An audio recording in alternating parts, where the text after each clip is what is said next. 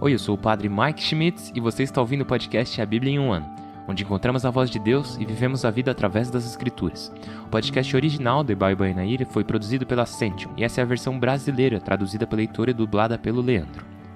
Usando a linha do tempo da Bíblia A Grande Aventura, nós vamos ler de Gênesis até Apocalipse, descobrindo como se desenrola a história da salvação e como nos encaixamos nessa história hoje. Esse é o dia 28, vamos continuar. Hoje vamos ler o capítulo 3 do Êxodo, apenas um capítulo do Êxodo, mas também os capítulos 2 e 3 de Levítico, assim como o Salmo 45. Lembrando que a Bíblia que eu uso todos os dias é a Bíblia da Grande Aventura da Ascension, que é em inglês. Mas você pode usar qualquer Bíblia que você preferir para acompanhar com a gente. A gente recomenda utilizar a Bíblia do Peregrino, aquela com a capa verde, para você ler palavra a palavra o que a gente vai falar aqui. Se você estiver interessado em acompanhar quais são os seus próximos capítulos ou marcar o quanto você já leu, você pode baixar o nosso plano de leitura gratuitamente na descrição do vídeo. Assim você vai poder marcar, olha que legal, eu já passei tantos dias. E também você pode se inscrever no canal, aí a gente vai aparecer para você todos os dias nesse ano. Assim você não vai perder nenhum episódio. Clica no sininho também para você receber a notificação. Agora a gente está em um novo período. A gente começou ontem com o capítulo 1 e 2 de Êxodo, e desta vez a gente vai ver o que acontece quando o Senhor começa a libertar seu povo e a conduzi-los para fora da escravidão no Egito. Novamente, alerta de spoiler, foi mal. Mas hoje continuamos nossa história seguindo esse homem chamado Moisés, que fugiu para a região de Madiã, lendo o capítulo 3 do Êxodo. Gênesis capítulo 3. Vocação de Moisés. Moisés pastoreava o rebanho de seu sogro Jetro, sacerdote de Madiã. Conduziu o rebanho transhumando pelo deserto até chegar a Horebe, o monte de Deus. O anjo do Senhor apareceu-lhe numa chama entre as sarças. Moisés prestou atenção. A sarça ardia sem consumir-se. Moisés disse: "Vou aproximar-me para olhar esse espetáculo tão admirável. Como é que a sarça não se queima?" O Senhor, vendo que Moisés se aproximava para olhar, chamou-o do meio da sarça. "Moisés, Moisés!" Ele respondeu: "Estou aqui." Disse Deus: "Não te aproximes. Tira as sandálias dos pés, pois o lugar que pisas é terreno sagrado." E acrescentou: "Eu sou o Deus de teu pai, o Deus de Abraão, o Deus de Isaque, o Deus de Jacó." Moisés cobriu o rosto, temendo olhar para Deus. O Senhor lhe disse: "Vi a opressão do meu povo no Egito. Ouvi suas queixas contra os opressores, prestei atenção a seus sofrimentos, e desci para livrá-los dos egípcios, para tirá-los desta terra e levá-los a uma terra fértil e espaçosa, terra que mana leite e mel, o país dos cananeus, heteus, amorreus, ferezeus, jeveus e zebuseus. A queixa dos israelitas chegou até mim, e vi como os egípcios os tiranizavam. Agora vai, pois te envio ao faraó, para que tires do Egito o meu povo, os israelitas." Moisés replicou a Deus: "Quem sou eu para ir ao faraó ou para tirar os israelitas do Egito?" Deus respondeu: "Eu estou contigo, e este é o sinal de que eu te envio. Quando tirares o povo do Egito, prestarei culto a Deus nesta montanha." Moisés replicou a Deus: "Vê, eu irei aos israelitas e lhes direi: o Deus de vossos pais me enviou a vós. E se eles me perguntarem como se chama ele, o que lhes responderei?" Deus disse a Moisés: "Sou o que sou. Assim dirás aos israelitas: eu sou, me envia a vós." E Deus acrescentou: "Dirás isto aos israelitas: o Senhor Deus de vossos pais, Deus de Abraão, Deus de Isaque, Deus de Jacó, me envia a vós. Este é o meu nome para sempre. Assim me chamareis de geração em geração. Vai, reúne as autoridades de Israel e dize-lhes: o Senhor Deus de vossos pais, Deus de Abraão, de Isaque e de Jacó, me apareceu e me disse: eu vos tenho presentes e vejo como os egípcios vos tratam. Decidi tirar-vos da opressão egípcia e fazer-vos subir ao país dos cananeus, heteus, amorreus, ferezeus, heveus e jebuseus, para uma terra que mana leite e mel. Eles te ouvirão, e tu, com as autoridades de Israel, te apresentarás ao rei do Egito. E lhe direis: o Senhor Deus dos Hebreus veio ao nosso encontro, e nós temos de fazer uma viagem de 3 jornadas pelo deserto, a fim de oferecer sacrifícios ao Senhor nosso Deus. Eu sei que o rei do Egito não vos deixará partir, a não ser pela força. Mas eu estenderei a mão, Ferirei o Egito com prodígios que farei no país, então ele vos deixará partir. Farei que este povo ganhe o favor dos egípcios, de modo que, ao sair, não partam de mãos vazias. As mulheres pedirão às suas vizinhas, ou às donas das casas em que se hospedam, objetos de prata e ouro, e roupa para vestir seus filhos e filhas. Assim, despojarei os egípcios. Levítico, capítulos 2 e 3. Ofertas. Ofertas cruas. Quando alguém fizer uma oferta ao Senhor, sua oferta será de flor de farinha, sobre a qual se derramará azeite e se porá incenso. Ele a levará aos sacerdotes aaronitas, e um destes, pegando um punhado de flor de farinha, com azeite e todo o incenso, o deixará queimar-se sobre o altar, como obséquio. É uma oblação de aroma que aplaca o Senhor. O resto da oferta será para Arão e seus descendentes. É a porção sagrada da oblação ao Senhor. Ofertas preparadas. Se fizeres uma oferta cozida no forno, esta será de bolos ázimos de flor de farinha, amassados com azeite, e de roscas ázimas untadas com azeite. Se tua oferta é assada na sertã, será de flor de farinha ázima, amassada com azeite. Tu a farás em migalhas, derramando azeite sobre ela. É uma oferta. Se tua oferta for cozida na panela, será de flor de farinha com azeite. Apresentarás ao Senhor a oferta assim preparada, levando-a ao sacerdote, que a porá junto do altar. Da oferta tomará o obséquio, deixando-o queimar-se sobre o altar. É uma oblação de aroma que aplaca o Senhor. O resto da oferta será para Arão e seus descendentes. É a porção sagrada da oblação ao Senhor. Determinações particulares. Toda oferta que fizerdes ao Senhor será sem fermento, porque nada que contenha fermento ou mel deve ser queimado em oblação ao Senhor. Podeis oferecê-lo ao Senhor como primícias, mas não o poreis sob o altar como aroma que aplaca. Salgareis todas as vossas ofertas. Não deixeis de pôr em vossas ofertas o sal da aliança do teu Deus. Oferecerás todas salgadas. Primícias. Se fizeres uma oferta de primícias ao Senhor, será de grãos de espigas tenras, tostados e moídos. Derramarás azeite neles, pondo-lhes incenso. É uma oferta.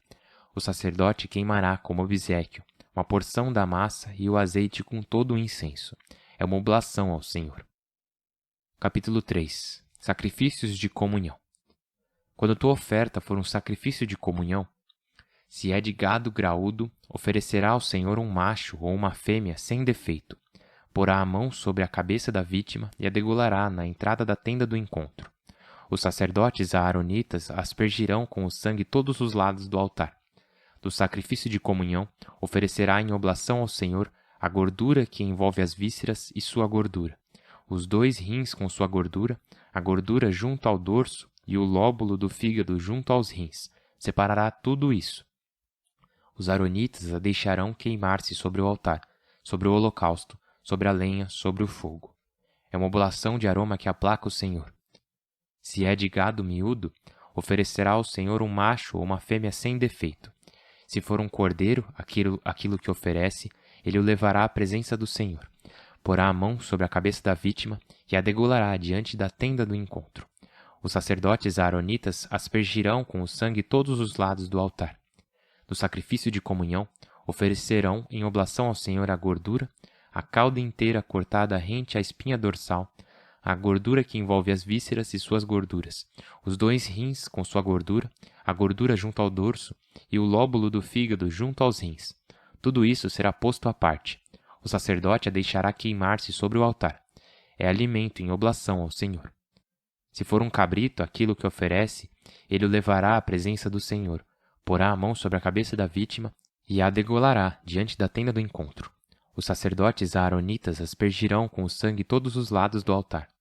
Dele oferecerão em oblação ao Senhor a gordura que envolve as vísceras e suas gorduras, os 2 rins com sua gordura, a gordura junto ao dorso e o lóbulo do fígado junto aos rins. Tudo isso será posto à parte. O sacerdote o deixará queimar-se sobre o altar. É alimento em oblação de aroma que aplaca o Senhor. Toda a gordura pertence ao Senhor. É lei perpétua para todas as vossas gerações e em todos os vossos povoados. Não comereis gordura nem sangue. Salmo 45. Brota-me do coração um belo tema. Dedico meu poema a um rei. Minha língua é ágil pluma de escriba. És o mais belo dos homens. Em teus lábios se difunde a graça, porque Deus te abençoa para sempre. Cinge no teu flanco a espada, valente. É teu ornamento e teu orgulho. Cavalga vitorioso pela verdade e pela justiça. Tua direita te ensina a realizar proezas. Tuas flechas são agudas. Os exércitos se rendem a ti. Os inimigos do rei se acovardam. Teu trono, como o de um Deus, permanece para sempre. Cetro de retidão é teu cetro real. Amas a justiça e odeias a iniquidade. Por isso, entre todos os teus companheiros, Deus, o teu Deus, te ungiu com perfume de festa. Tuas vestes têm perfume de mirra, aloé e acácia, e nas salas de marfim as harpas te festejam. Filhas de rei vêm ao teu encontro. De pé à tua direita está a rainha, ornada com ouro de Ofir. Escuta, filha, vê, dá ouvidos. Esquece teu povo e a casa paterna. O rei está apaixonado por tua beleza. Presta-lhe homenagem, pois ele é teu senhor. A cidade de Tiro virá com presentes. Os magnatas buscarão o teu favor.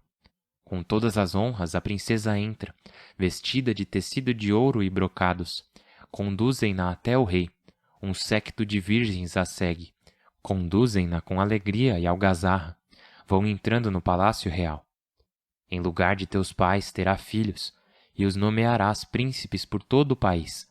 Quero tornar memorável o teu nome de geração em geração. Assim os povos te darão graças pelos séculos dos séculos. Pai Celestial, agradecemos mais uma vez, agradecemos pela Tua Palavra, agradecemos pela bênção de Ti mesmo e agradecemos por estares conosco com a Tua graça. Sabemos que podemos confiar em Ti em todas as coisas. Sabemos que podemos depender de Ti a cada momento de nossas vidas e assim, nesse momento e com as coisas, agora em nossa vida, confiamos em Ti. Declaramos que Tu és bom, declaramos que és fiel. Recebemos o Teu amor e descansamos na Tua paz. Por Cristo nosso Senhor. Amém. Em nome do Pai, do Filho e do Espírito Santo. Amém. Ai, cara, estamos continuando nossa jornada pelo Êxodo e Levítico e, não sei, espero que vocês estejam tendo uma boa ideia do tipo, isso é algo bem importante.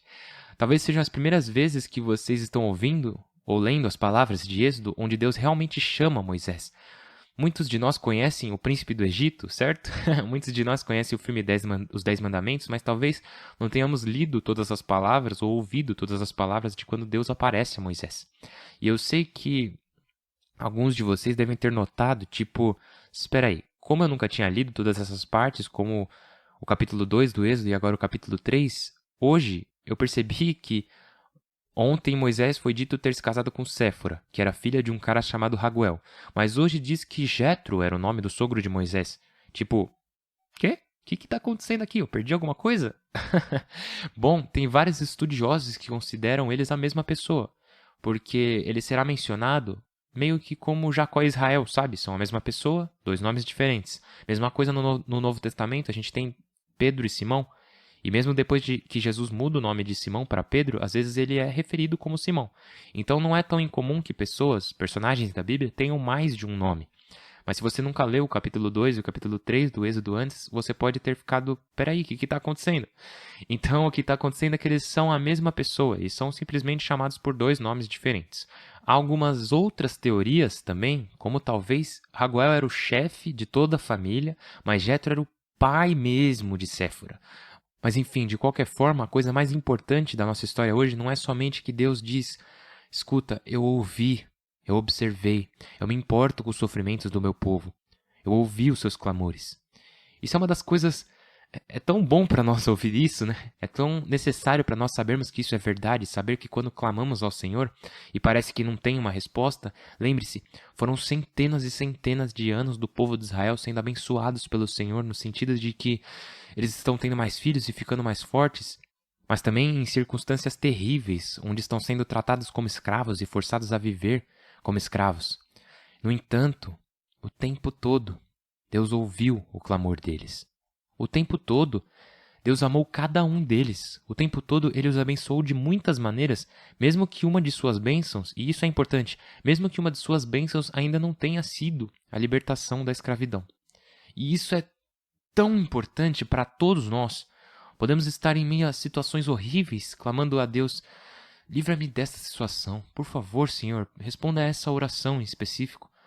E pode haver momentos, muitos momentos, na verdade, em que Deus não nos liberta dessa situação específica.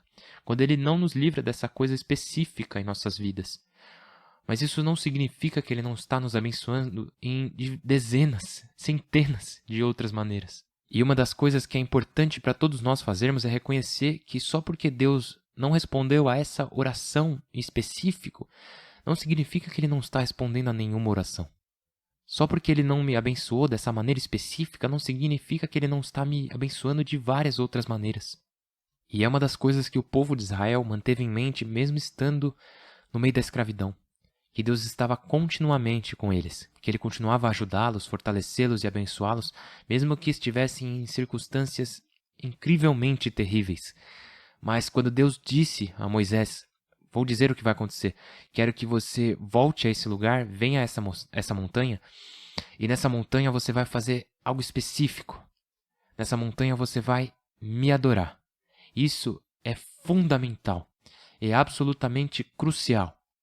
O que a gente vai abordar pelo resto, basicamente, do resto do livro do Êxodo, pelo menos na parte narrativa desse livro, onde Deus está dizendo: eu estou te libertando não apenas porque você é feito para a liberdade, estou te libertando não apenas porque a escravidão é ruim e te rebaixa, estou te libertando não apenas para te trazer de volta à terra prometida, estou te libertando para que você possa adorar.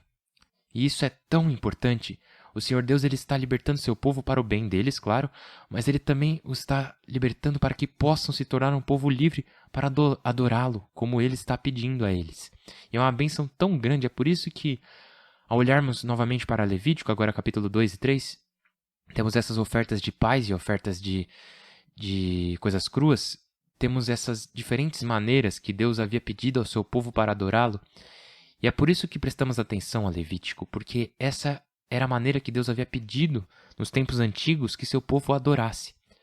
E assim, prestando atenção nisso, a gente sabe que Deus nos pediu nessa era final, nessa era da igreja, a era do Espírito Santo, a era do cristianismo, que Ele nos pediu para adorá-lo na missa.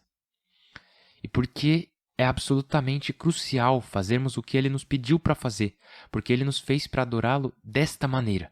Ele nos criou para adorá-lo dessa maneira e nos deu tudo o que precisamos para dar a Ele a adoração que Ele merece e a adoração que Ele pediu. É uma bênção tão grande, que bênção não apenas poder ouvir essas palavras, de falar essas palavras para todos vocês, mas também de orar com vocês. Eu convido vocês a continuar rezando uns pelos outros. A gente ainda não chegou ao ponto em que Deus liberta seu povo da escravidão no Egito, mas a história está avançando relativamente rápido. Mas temos que passar por várias experiências primeiro. Vamos passar por eles amanhã e nos dias que virão. Mas, enquanto isso, continuaremos a rezar uns pelos outros. Meu convite para vocês é, por favor, rezem uns pelos outros. Por favor, rezem por mim. Estou rezando por vocês, porque essa jornada é longa e eu não acho que é algo que possamos fazer sozinhos. Então, precisamos uns dos outros. Rezamos uns pelos outros, ajudamos uns aos outros. E se Deus quiser, mal posso esperar para ver vocês de novo amanhã. Deus abençoe.